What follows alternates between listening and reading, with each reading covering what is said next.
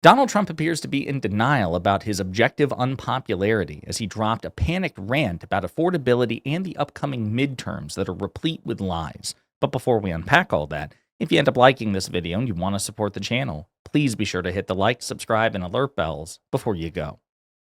All right, folks, as Mediaite report, Trump blurts whopper-whittled riff to claim, quote, we should win midterms in record numbers. Donald Trump blurted out some of his favorite whoppers in a post claiming that Republicans, quote, should win the midterms in record numbers. Trump has been fighting a battle over affordability since the Election Day bloodbath, insisting concerns over prices are a, quote, con job, and repeatedly claiming that he's already solved the issue. A raft of new polls show Trump is getting clobbered on the economy, a potential indication voters aren't convinced he's particularly expert on the issue. So let's take a look at his rant here. He says, because I've invoked favored nation status for the United States of America, drug prices are falling at levels never seen before, 500, 600, 700, and more. Now, again, as a reminder, it is impossible, statistically impossible for drugs to fall 500, 600, 700, 800% price. You go down to 100% and then the drug is 0%. Anything beyond that, these pharmaceutical companies are paying you to take their otherwise free drugs. So again, he's either stupid or insane or perhaps both. No other president has been able to do this, but I have. This is also the answer to much less expensive and far better health care. Republicans, remember, this was done by us and nobody else. This is a revolution in medicine, the biggest and most important event ever. If this story is properly told, we should win the midterm elections in record numbers. I am the affordability president. Talk loudly and proudly. President DJT. Now, again, what Trump is trying to do is a variation of the Biden strategy, right? President Biden presided over what was, according to most major macroeconomic metrics, the most successful economy at the time. It recovered from COVID better than any other economy on earth. Inflation was trending downwards when Biden left office. Jobs were being generated at extraordinary rates, especially compared to Trump before and after. And yet, the American people did not feel that the economy was working for them because prices were still so high, and they punished Biden and his party. Now, Trump has even less reason to brag about his economy than Biden did about Biden's economy, and Trump seems convinced that it will work, whereas it failed for Biden. As Mediaite again reports, aside from the fact that multiple fact-checking outlets have pointed out that this is not how percentages work, what's stunning is that Trump has been making this claim for months on at least 5 occasions without correcting himself. In August, he said he had cut prices by 1,500%, which again is impossible. Trump has been active on social media during this long Thanksgiving golf weekend, including an explosive slur launched at a prominent Democrat on Friday and another rant Saturday morning. Trump posted a 7:22 a.m. post bragging about his massively unpopular tariff policy aimed at coercing the Trump-dominated Supreme Court, as he put it, quote, do the right thing for America on a case challenging the policy. We'll probably talk about that in a separate video.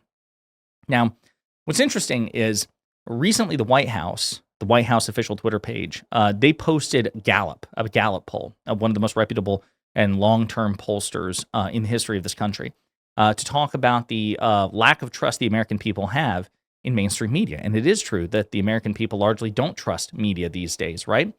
But Gallup also has some pretty bad things to say about Donald Trump. So again, as John Harwood of Zateo points out, new Gallup poll on how Americans rate Trump's performance as president, only 36% approve, 60% disapprove.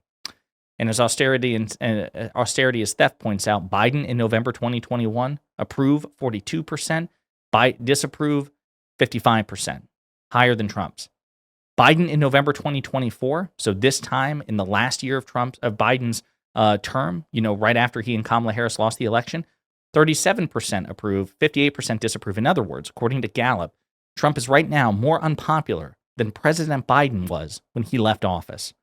And given that Biden's party, Kamala Harris, given that we lost that election, that doesn't bode well. As a random HVAC guy says, still higher than Biden. People are pointing out what a high bar. No president has a very high approval rating. This is lower than Biden's.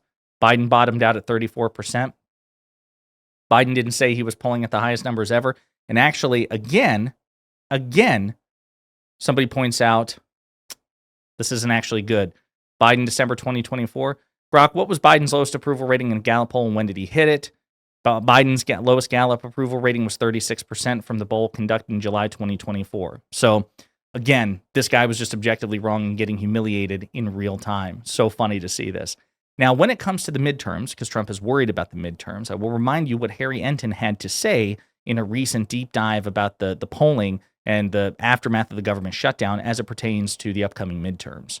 I think it's pretty clear, at least from a political angle, that Democrats won the shutdown. Why do I say that? Well, first, let's take a look at Donald Trump's net approval rating. It's way down from where it was pre-shutdown, right? Pre-shutdown, his net approval rating was at minus 10 points. Now it's at minus 15 points, the lowest his net approval rating has been during his entire second term in office. So the shutdown, it might have initially been helping Donald Trump out a little bit, or at least his ratings weren't falling, but now his ratings have sunk to a term too low. What about Democrats? Is there a way to measure how they may have fared? Yeah, okay. So, a lot of times we look at, okay, what's congressional Democrats' approval rating? I think that's the wrong way to look at it, because what Democrats want is they want to get back into power. And the way they're going to get back into power is by winning the 2026 midterm elections. Unless, of course, there are so many House Republicans who resign over the course of the next year, although that's not likely to happen. But take a look at the generic congressional ballot. Pre-shutdown, they were ahead by 3 points. Where are they now? They're ahead by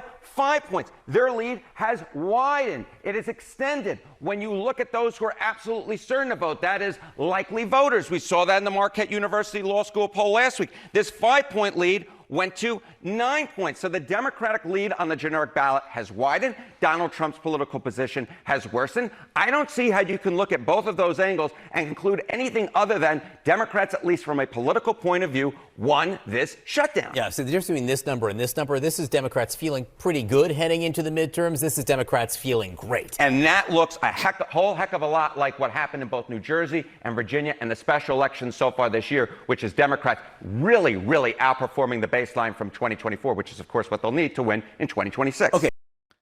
So again, not that it's set in stone, but right now this is not looking good for Trump at all, okay? Now, he mentioned healthcare in his unhinged rant as well. As Nita Ashtari points out, CMS released the second round of Medicare negotiated prices today, a historic win for patients and taxpayers thanks to President Biden's Inflation Reduction Act. While Trump is claiming credit for lower drug prices, his big beautiful bill shields pharma giants from negotiation and protects monopoly pricing. My new American Progress analysis explains the difference. We'll take a look at that in just a second. But as Democratic Minority Leader Senator Chuck Schumer points out, the only thing Trump is doing to lower drug costs is a Democratic accomplishment from the Inflation Reduction Act. Go figure, indeed. But that's the thing. Trump is an inveterate liar. Republicans are inveterate liars, and they're happy to try to take credit for things that President Biden has done, which is why Democrats should never, ever, ever, ever, ever assume that facts speak for themselves. You have to aggressively, consistently, loudly make the case. American Progress points out Medicare negotiation is working, but Trump's rollbacks diminish potential savings. Today, the Centers for Medicare and Medicaid Services, CMS, released the second round of negotiated drug prices under the Inflation Reduction Act. The first negotiated prices, set to take effect in 2026, lower the cost of 10 drugs by 38% to 79%, discounts that would have saved Medicare $6 billion in 2023 and are expected to cut beneficiaries' out-of-pocket costs by $1.5 billion in the first year alone.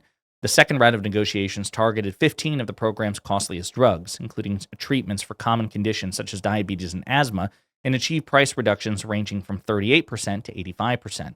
While the Trump administration is claiming credit for today's lower prices, its BBB created carve-outs that shield more drugs from Medicare negotiation and taxpayers and patient expenses. And it goes into vivid detail about this, and this is why, again, Democrats need to loudly make the case, because I assure you, Donald Trump, Fox News, Newsmax, The Daily Wire, Tim Pool, Ben Shapiro, The National Review, The Wall Street Journal, they are all going to try to associate these successes to Trump, and Democrats should never assume facts speak for themselves. So even though Trump is obviously in denial, even though he's obviously panicking, he's going to take aggressive, unethical, unscrupulous efforts to try to rig the midterms in his favor, from gerrymandering to just flat out lying about the accomplishments of Democrats and trying to take credit for them. But right now, the polling is atrocious for him. He's obviously panicking about this, and we should definitely note that.